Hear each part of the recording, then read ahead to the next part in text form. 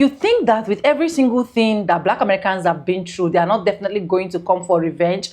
You are joking. In this particular video, white man also sent message to his fellow white people and other Black Americans saying, get prepared, because you cannot remove our eyes and think that we are just going to keep quiet.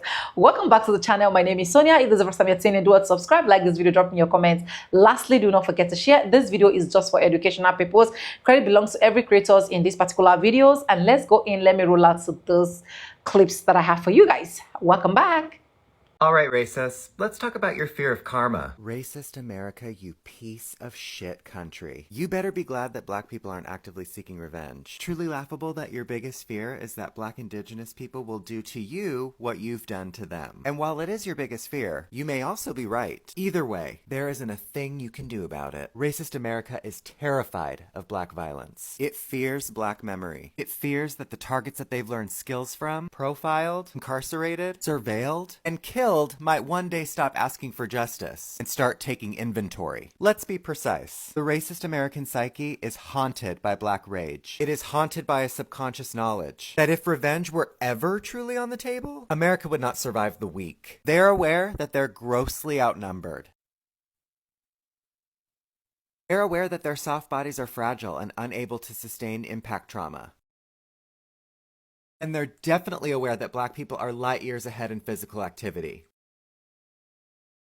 This is why racist America builds entire media industries around the scary Black man. It's not literally about Black people. It's projection. It should be viewed as a confession. They imagine Black people as predators because they know deep down they are way worse than a predator. They cast Black people as threats because their entire civilization is built on stolen breath and borrowed time. You see it every time a white woman clutches her purse. Every time a cop takes his gun out before he sees what's in the person's hand. Every time the suburbs panic when Black families move in. They don't see citizens, they see karma, because they know the truth. No one is policed this hard unless they hoped Black people were unaware of the real origin story. But here's the irony. Black people have never, as a people, organized around vengeance. Even when they bombed your cities, poisoned your leaders, laughed while they beat your children on camera, you responded with coalitions instead of counter-terror. The fear they feel isn't based on what is. It's based on what they know they deserve. And the ugliest truth? They fear Black revenge because they know what they would do if it were them. And what keeps them up at night is knowing that you should seek revenge. And the only reason why any of them sleep at night is because Black people, once again, chose dignity over destruction. For now. Black American from California who's also an academic, and I'm seeing a disconnect in the discourse right now, and we are not going to agree on this. We are not going to reach some type of mutual understanding. Black Americans are willing to let it burn. Black Americans are willing to stand on the bridge and light the match themselves so that it can burn. And I don't think other communities know what to do with that, because that has never been the vibe or the get down of Black Americans. We have always been able to fight. We have always been willing to fight. We have always been on the front line, but this is one time we are willing to let it burn. And I'm seeing all the disconnect in the discourse, right? And it's like Black academics don't know how to speak to the regular Black folks, because I don't know if they don't know how, or they're just not being honest about the ways in which immigration impacts Black communities, right? And then you have Black Americans descendants of slaves having a hard time engaging with Black immigrants who are first, second, third generation. Then you have Black Americans or Black people who are also having a hard time engaging with other POC communities. And the problem is all of those conversations are happening at the same time, and people don't know if they want to appeal to our Blackness or if they're trying to appeal to our Americanness. Because it's even Black Americans haven't reconciled what it means to be Black American, because while we're Black, we understand that we're oppressed, but a lot of Black Americans don't understand the ways in which we still benefit from American imperialism and colonization, so on and so forth, right? And the problem with these conversations happening at the same time is they're happening because they're trying to force Black Americans to do something. And it's unfortunate that it's happening at a time where, like, people actually need Black Americans to do something. And perhaps if people weren't under the type of stress that they're under, the conversations could be different. But this is one time where I'm realizing that other communities are just going to have to do this alone and do this without Black Americans. Now, there's still going to be some Black people. Like, I know that there are Black people in LA right now protesting ICE. That's going to happen. But the Black people who are not in California, specifically who are not in LA, I would figure out how to plan without them, because this is one time where I don't think that their minds are going to be changed. Every time I bring up slavery, somebody jumps out of the shadows like, did you know Black people owned slaves too? Like, that's supposed to stop the conversation. Like, that's the gotcha. Okay, so let's talk about it. The first recorded Black slave owner in the American colonies was a man named Anthony Johnson. He was taken from Angola in the early 1600s, survived indentured servitude in Virginia, gained his freedom, and eventually owned land over 250 acres. That's wild considering the time, right? But here's where it gets twisted. In 1654, Johnson went to court to claim that another black man, John Casser, owed him a lifetime of labor. And the court sided with him. And just like that, chattel slavery was legally extended, not by a white man, but by a free black man. This is the part that people love to throw in your face without a shred of historical nuance. So yeah, Anthony Johnson was the first. And yes, over time, some other free black people, especially in places like New Orleans and Charleston, they owned and enslaved people too. Sometimes to protect family members from the system, sometimes to gain wealth and proximity to power. And no, hell no, I'm not excusing it. It was betrayal, it was cruel, it was wrong. But I'm also not going to sit here and let you pretend that that canceled out 400 years of white-led genocide. Because here's what you're not going to do. You're not going to erase the fact that 98% of enslaved people were owned, traded, insured, and brutalized by white people. You're not going to pretend that black people created the boats, the laws, the markets, and the damn system itself. Black participation was a stain, but white supremacy was the blueprint. And let me give you one more twist to that Anthony Johnson story. After he died, Virginia snatched that land back from his family. They claimed that black people couldn't be citizens. So miss me with that fantasy that owning people bought him safety. The very system that he tried to participate in turned around and ate him whole. So yeah, some black people tried to mimic the master. But that doesn't make them the architects. It makes them proof of how poisonous that system really was. They weren't trying to build freedom. They were trying not to drown. And in doing so, they passed the chains on. We don't hide the truth over here. But we damn sure won't let you weaponize it either. Democrats are playing in our face yet again. Just watch Black House Democrats hold a press conference reintroducing H.R. 40. Question is, how long are they going to play in our face as if research isn't at our fingertips? So let me explain to you what H.R. 40 is. H.R. 40 is a U.S. House of Representatives bill that proposes the creation of a commission to develop proposals for reparations for descendants of slaves. So be clear, it's not a bill that's already done. It's not a study to get the bill done. It's not a commission to get the bill to get the study done. It's a proposal to get the commission to get the... Now, this bill was first introduced in 1989. It's now 36 years later. And you mean to tell me that you don't have enough research in order to create a bill to put it on the congressional floor for a vote for reparations for Black American people? Black people have got to start saying no to tokenism and political theater. H.R. 40 is a gesture making it look like Congress is addressing reparations without actually doing anything. The research already exists. We don't need a commission to study what's already known. The government has already paid reparations to Japanese Americans after internment, to Native American tribes, and even to former slave owners. The precedent is there. They just don't want to apply it to Black Americans. Let's recognize this for what it is. It's a stall tactic to keep kicking the can down the road until the conversation loses momentum. If reparations were truly on the table, lawmakers would be drafting actual legislation, not just studying it for the 1,000th time. This is not a step towards real reparations. It's a way to avoid that. You're asking me these low-level deflective questions because, in case you haven't noticed, I'm not the one who decides who receives reparations. But in the 12th century, there was a French cleric who tried to demand reparations from the King of Denmark for damage done to his monastery and the enslavement of French people during the Viking raids. He didn't receive any, but if you genuinely feel that strongly about it, rather than hijacking conversations about reparations for Black Americans, put in the labor and do your own advocacy work. However, I think you might run into a couple of problems. The first being there is no Viking government that materially benefited from the Viking raids in existence today. The second being I think you're going to have a hard time making the argument that the Viking raids and any systems of oppression that they had put in place are continuing to cause you harm. Similar with the Barbary pirates. When those entities were defeated, their practices of enslavement and the systems of oppression that they had put in place were defeated with them. But in the conversation about reparations for Black Americans, it is not only that the United States legally supported, facilitated, and materially benefited from chattel slavery, it's also that following the Confederate defeat in the Civil War, the United States paid former enslavers reparations, broke its promise to pay the formerly enslaved reparations, and implemented nearly 100 years of Jim Crow. And those systems of oppression, systemic bias, and institutional biases continue to harm Black people to this day. Sorry, Black creators, how would we know? How would we know that if a racist white person comments the N-word on your post, you guys get removed for hate speech? And that's how we're digitally erasing you guys in the modern era. It's never been easier. How would I know? The only reason I would know is because 100 white people called me an N-word lover yesterday and I had to sit there and manually delete it. I don't want to get my account removed. That's what my account got taken down for 2 days ago. And it just reaffirms why I'm so terrified to talk to white people. I always have been. First thing you learn as a white person in America is we can burn down the world to be right about it. We did. Also, we can get rid of any person who remembers our history. We did. Also, we can get rid of any book that talks about it. We did. Last year, we got rid of 10,000 books, right? Either way, it's important to remember that our power is built on an illusion, right? It's based off of torture techniques like the slave trade or Indian removal. Andrew Jackson called it Indian removal, the Trail of Tears, we can say. And now we do for-profit prisons and immigrations and customs. But power now comes directly from the erasure and our performance of victimization after we created the atrocities. This is why I consider most white people to be a little bit sociopaths, right? We've been performing this for so long that it's our greatest survival instinct. And it's born out of the projection of our horrors and atrocities. It's like how we prevent reparation. Manufacture consent with propaganda. We say woke police. We say war on Christmas. We say Trump derangement syndrome, right? Like the New Age drapetomania.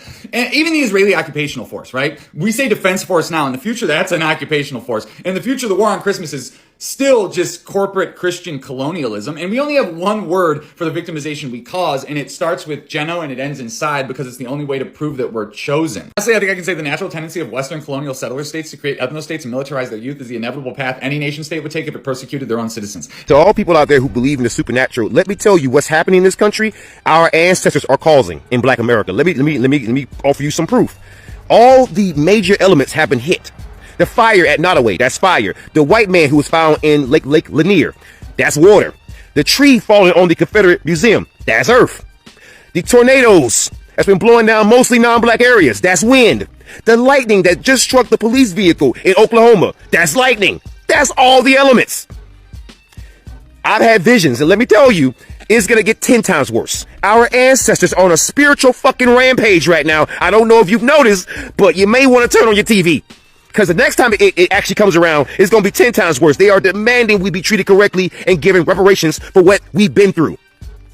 Just saying. Everybody got mad at me for saying it because it's true. Like, I said it on Twitter, and now I'm arguing with everybody on Twitter because I said that, oh, black people and other people on color, we can all be the strongest people on the planet. We can all be in one group. But the thing is, white people come in, offer y'all some crumbs, and y'all throw yourselves at their feet and stab Black Americans in the butt. Black Americans have been betrayed by everybody on this single planet, and everybody got mad at me for saying it. Why is y'all mad? Like a good example right now is the Latino community and how a good chunk of them, like nearly all of them, voted for Trump. Or when the Asian communities, when they literally be racist towards Black Americans. Nearly in every single language on this planet is an insult to Black people. Like, why is y'all surprised we don't want shit to do with y'all? We want to be out on our own. Like, y'all saying we being harsh when we live been stabbing back for centuries over and over and over again, and now we're saying we're done. Y'all shocked? Be fucking for real. I really appreciate this comment because I remember growing up surrounded by other white folks, and they'd always be saying that Black people need to stop making everything about race. So then when I got older and I started to realize that literally everything in this country is about race, I began to wonder why it is that all the white folks I know want everyone to stop talking about race. And what became really clear to me is that the reason we white folks want everyone else to stop talking about race is because that system, that racialized social system, implicates us as the bad guys. And we think that Black folks bring up race because they want us to suffer for what our ancestors did to their ancestors. But nothing could be further from the truth. Black folks didn't choose to be Black in a racial caste system that oppresses Black people. They didn't choose to be part of a system that oppresses them. So while we want everyone to stop talking about race because we don't want to be the bad guys, Black folks don't have a choice. More people are kidnapped by ICE to fill their quota. I am reminded time and time again of the Fugitive Slave Act of 1850. The Fugitive Slave Act of 1850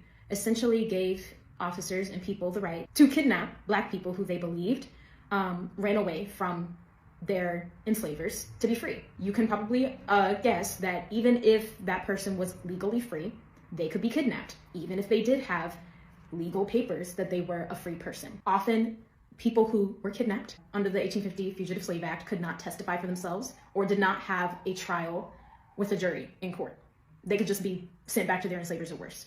And I can imagine people during that time saying things like, well, if they wanted to be free, they should have done it the right way, not the illegal way. But can you imagine how difficult it was to get your freedom as a Black person when the entire country was built upon your back? And often people would be hired and paid to hunt people down and kidnap them. The more people that they ripped from their homes, from their families, from their freedom, the more they got paid. Are you starting to see the comparisons here? The dehumanization, the stripping away of rights? Are you starting to see the purpose of ripping communities and family apart for power and for money and blaming it on the victims who are truly just trying to find safety? Can you imagine if you lived in 1850 and let the words fall from your mouth? They should have done it the right way. They should have proved their humanity to us the right way.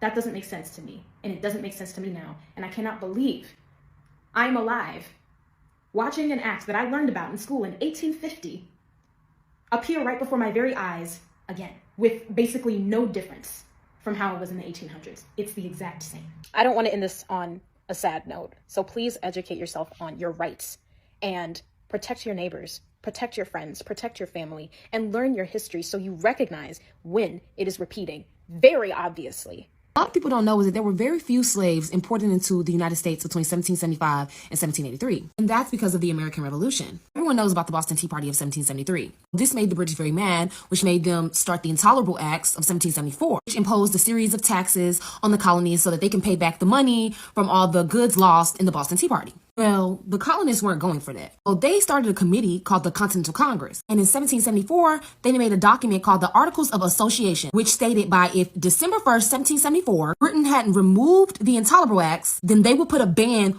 on all British goods.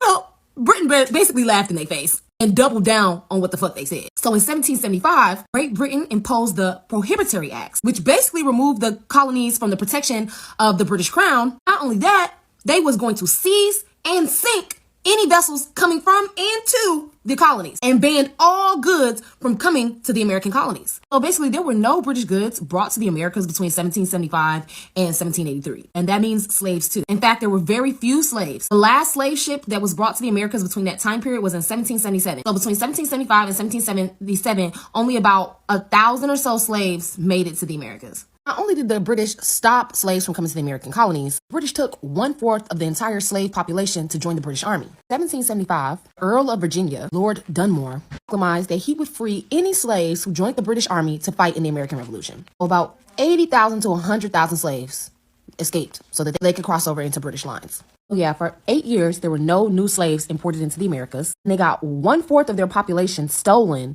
from the British. Yet somehow, the slave population continued to grow. Now tell me how that was possible. They enslaved the indigenous. Okay. The more you know. Helps me about a lot of black people is that they hate slavery. They hate Americanized slavery so much. They hate what it did to our people, our ancestors, and the effects that it has today. But they completely ignore the indoctrination part. Like, they completely ignore the effects, the negative effects that Christianity had on slaves. I mean, as we know, slaves weren't really allowed to read. In places where they were allowed to read, their literature was heavily restricted and were only allowed to read things like the slave Bible, which is basically just a highly edited version of the Bible that takes out, like, basically the good stuff and leaves in stuff that basically is pro-slavery, like stuff about owning slaves and telling slaves to obey your masters and stuff like that. Like, it's just mind-boggling to me how so many black Christians ignored that part of Christian history. And it's not like it's old news. I mean, this is pretty recent history-wise. Like, you believe in an all-powerful God, but he did nothing for 300 plus years while your ancestors were enslaved. And let's not forget the 3Ks, white hood people. Like, that's a Christian group. A lot of people like to say they weren't Christian, they were burning crosses. They were Christian. They were Christian. Like, you can talk with any clan tag member, they're Christian. I don't think I've ever seen a clan tag member that wasn't a Christian. And no, I am not saying because of this that all Christians are bad people or all Christians are racist. I'm not saying. Trump cannot win. This whole fight on tariffs, he doesn't realize you can't win this fight because the American economy has never in world history done anything without slavery. Basically, we need cheap labor. We need labor that is oppressed. We need labor that has no rights. That is the only way this has ever worked. So when he says we've got to produce in America and everyone's just like, we can't do it, it's because we have never even tried to figure out an economic system that exists without somebody being the new slave class.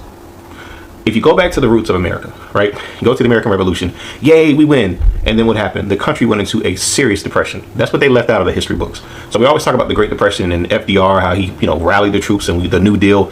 The first Great Depression was in the aftermath of the revolution. The country was destroyed by war. The country no longer had Britain to back them up. We no longer had the British as a trade partner.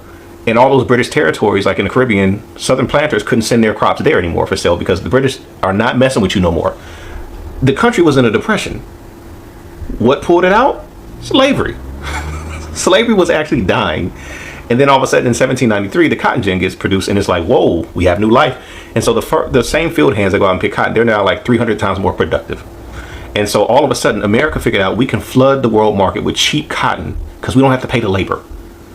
And all of a sudden, America goes from a few dusty tobacco plantations on the East Coast to a major world economic power because 7/8 of the world's cotton supply comes from the United States of America. We never were going to figure this out without slavery. It was a dying experiment of a new country without slavery.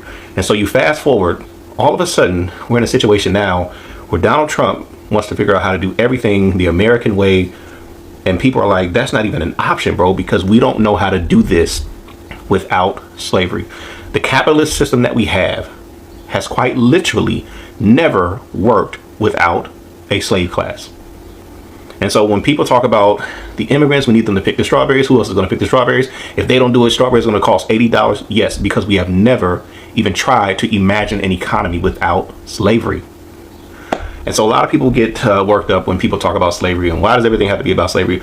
Because the American story is about slavery. You don't have an America without slavery. The whole thing is slavery. from the White House to the insurance companies to the universities. Every part of this, the first mortgage products, the first insurance product, Lloyd's of London, what was it? Marine insurance. What were they insuring? So again, Donald Trump is finding out the hard way that you mean to tell me we have an economy that can't exist without slave labor? Yes, that is exactly what we built. And it takes a real reimagining to undo that. It takes something beyond saying, let's build some factories here. We have to fundamentally look at how this system is built, what were the foundations of the system, and are there corrective measures? Because at present, all we got is slavery. Did y'all know that by 2060, only 10% of the world's population is going to be white? Yes, and they know that too. That's why there's been so many right-wing movements throughout Europe and the United States over the past 8 to 9 years. 2024 election is a perfect example of this. Think about everything that Trump has said over the last 8 years. All of the sexist comments, the racist comments, the disparaging comments against the Latino community. How he botched the 2020 COVID-19 pandemic that led to the deaths of over 1 million Americans. And with all of that, 57% of white Americans still voted for Donald Trump. 55% of men still voted for Donald Trump. 2024 election had very clear racist and sexist undertones to it. But if you ask many Americans what it means to be white, they're not going to even know. So let's talk about it. 100 years ago, to be white meant to be a white Anglo-Saxon Protestant, or a WASP. By the 1960s, that population started to decline. And with whiteness being a system, they had to adapt. So they included Jewish Americans, Irish Catholic, and Italian Americans into whiteness. During the 1970s, this was perfect. This is when people were leaving the cities for the suburbs due to white flight. Those populations could buy into the American dream. But by 2000, the white population started to become stagnant again. So what do? You adapt. And conditionally, light-complected Latino Americans, primarily Cubans, started to be accepted into whiteness. Also, some Asian Americans, conditionally. 46% of Hispanic and Latino Americans voted for Donald Trump. 39% of Asian Americans voted for Donald Trump. Because certain members of those groups have been conditionally accepted into whiteness to maintain its survival and its supremacy. How do you maintain white supremacy? Well, you buy into it. And you absolutely can buy into whiteness. Look at Clarence Thomas, Candace Owens, Elaine Chao, Marco Rubio, Ted Cruz, and George Santos. In order to buy into whiteness, it used to be, don't say anything about racism. But now it's become more than that. When you buy into whiteness, you buy into colonialism, you buy into Western imperialism, American exceptionalism, Christian nationalism, and Zionism. If you're willing to protect those systems, congratulations, you can buy yourself into whiteness, which President Trump is the definition of. Because not only does he want to maintain it, he wants to accelerate it. Something that 13% of Black Americans, 46% of Hispanic and Latino Americans, and 39% of Asian Americans also want to buy into. So they can benefit, even if they don't say they want to. But by 2060, only 10% of the population is going to be visibly white. So whiteness is going to have to adapt again, which it already is. By 2060, what is going to make you white is how well you protect imperialism, colonialism, and wealth of the most wealthy. How well do you protect the 1% versus the 99%? Keep that 1% extremely wealthy, while the 99% fighting for resources. That is what's going to make you white. We're already at that point. Black Americans are ready to let it burn. Let it burn. Oh, let it burn. You know, one beautiful part I love about these Black American people is that they are strong, they are fearless. And if they want something, you know, when they say the violence, take it by force, they are definitely going to take it. So I think by now, what those white people should be doing should just say, this is the day that we are coming to give you guys the reparation so that you guys can just rest. But I know it's not going to be possible. Anyways, let's go ahead. Let me roll out the other clips I have for you guys. Then I'll be back with commentaries. Credit belongs to original creators of this video. And don't forget, this video is just for educational purposes. Let's go there, guys. So racism has always been expensive. It's always been expensive.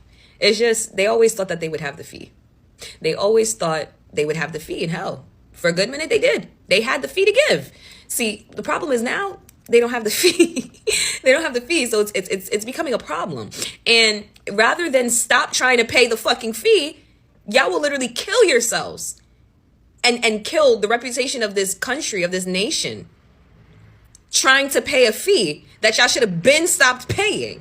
Okay? Y'all should have been stopped paying. When colleges went from being tuition free to tuition based in the 1960s, that was all because y'all couldn't stop us from getting educated anymore. So you wanted to put a roadblock in there. You wanted to make it harder for us. We didn't have the capital like you guys did. So you added tuition. The reason why America doesn't have universal health care is because that means everybody would have access to it, that including people like me and you. And they don't want that. They thought that they would always have surgery money. They thought that they was always going to have outpatient care money. You understand? Private doctor money. Hell, I'm not going to an office. I can always have them come to me. That's what they thought they was always going to have.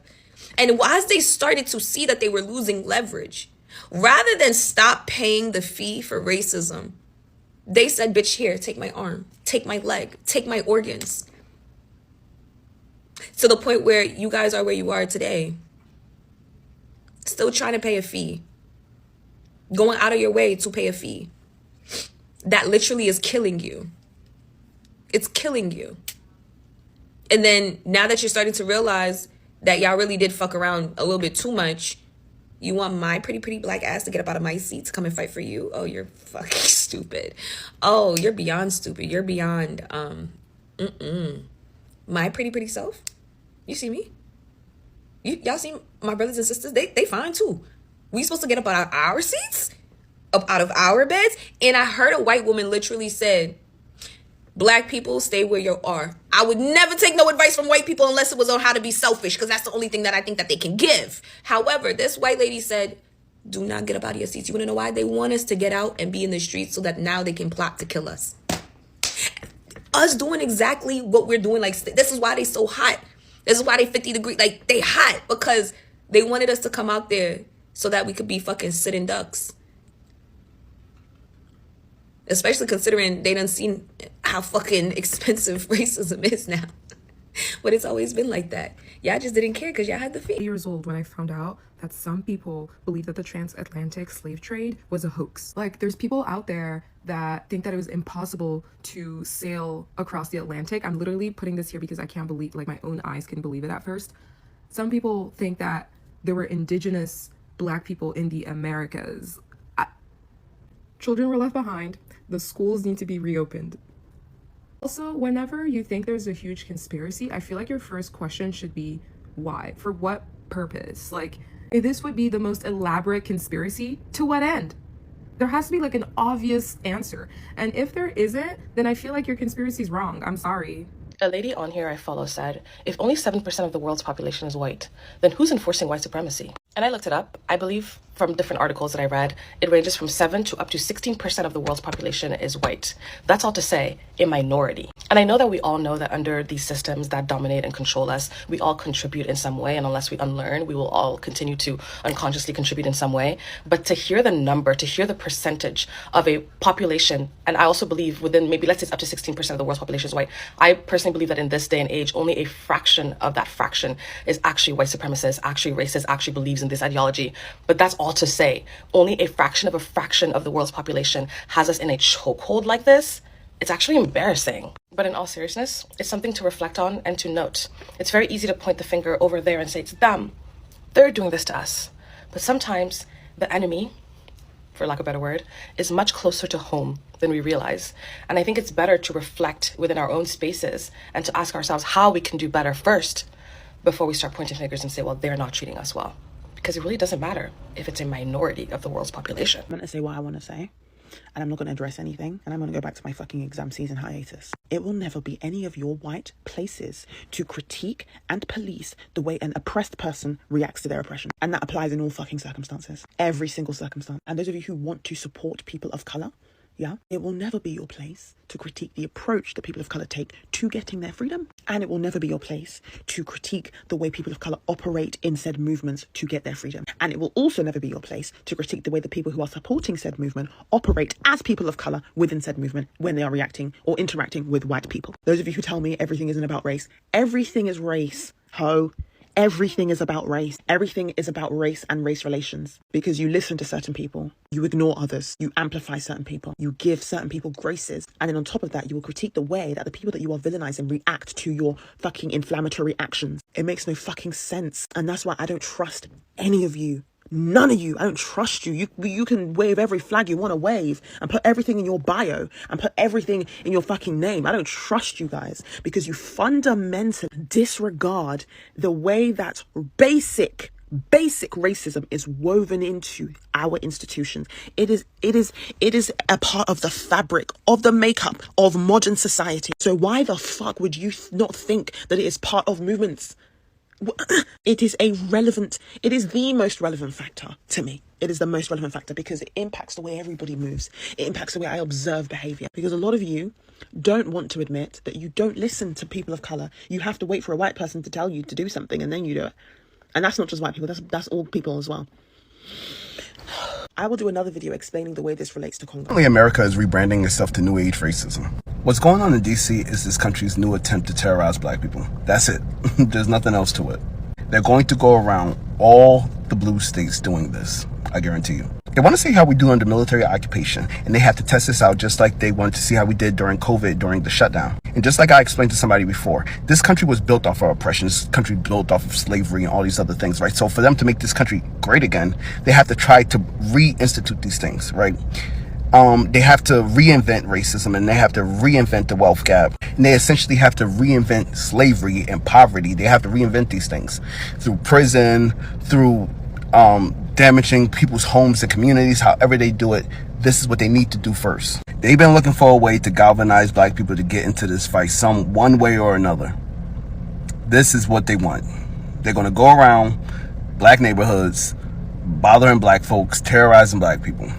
And black people, you don't have to move in fear, but you definitely have to move smart, because they are going to be looking for a reason to turn folks' stuff inside out and knock people's head loose. It is what it is. And I just seen a video of a guy ready to swing on a cop in X, Y, and Z.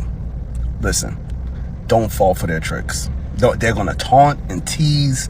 Don't fall for their tricks. Just your friendly reminder that racism is on the rise because people of color, particularly black people, are beating white people at their own game. Misogyny is on the rise because women are beating men at their own game. There's an attack on neurodivergent individuals because they're the ones calling out all of the things that are not right in this world. And there's an attack on transgender individuals because they're proving the gender binary is in fact a societal construct. You think after all the tears, after all the sorrows, after all the sleepless nights, after all the atrocities committed, after all the pains, after all the denial, after all the betrayal, after all the frustration, what else are we going to name? You think black Americans will just come and just sit their hands and not do anything? These people have gone through a lot. These people have gone through hell. These people have they've tested it and they've seen. It is one thing that will surely happen. One thing, like I said, that I love about those black American persons or people is the fact that when they want something, they are going to take it. And I think a lot of white people are already scared of this.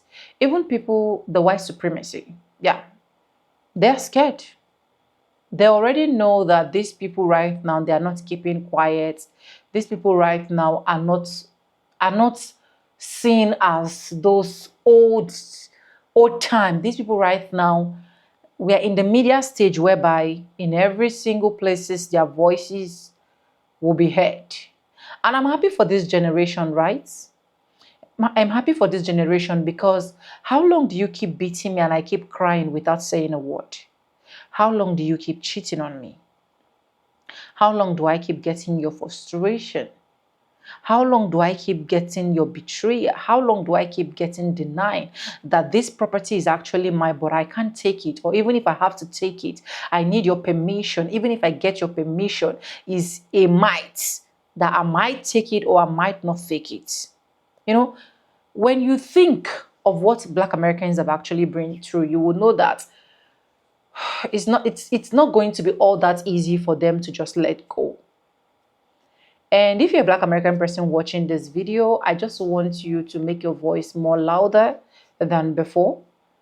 If you haven't, make it more louder, make it more heard than before if you haven't.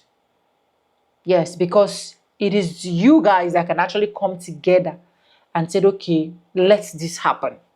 And I will not stop by appreciating all of these white people that always see the truth and own up to the truth to their full chest and coming out to say it. I will not stop by appreciating them, because there are a lot of people that knows the truth and they don't even say it, like they don't even care to say it. They will just keep it to themselves, and so what? They are not my people, they are not my kind. Why do I need to come out to say it? But when we see people like that coming out, owning it up to their chest and saying, this is how it is and this is what it is, we're so grateful for those kind of people. And if you're a white person watching this video, do not stop speaking the truth. Do not stop saying the truth. Do not stop standing for Black people. Despite the fact I know that you are getting a lot of backlashes because you are always talking about Black community or trying to review what you're not supposed to review or trying to expose what you're not supposed to expose. But you took it upon yourself to be like, okay, I just want to say this and I'll say it once and for all. May God bless you. May you walk and never stumble. Just keep doing it. We are seeing it. We are seeing it. You know, I keep singing, arise, everybody, arise. Black Americans, it's time to fight for your rights. It is time. But anyways, let me know what you think about this particular video.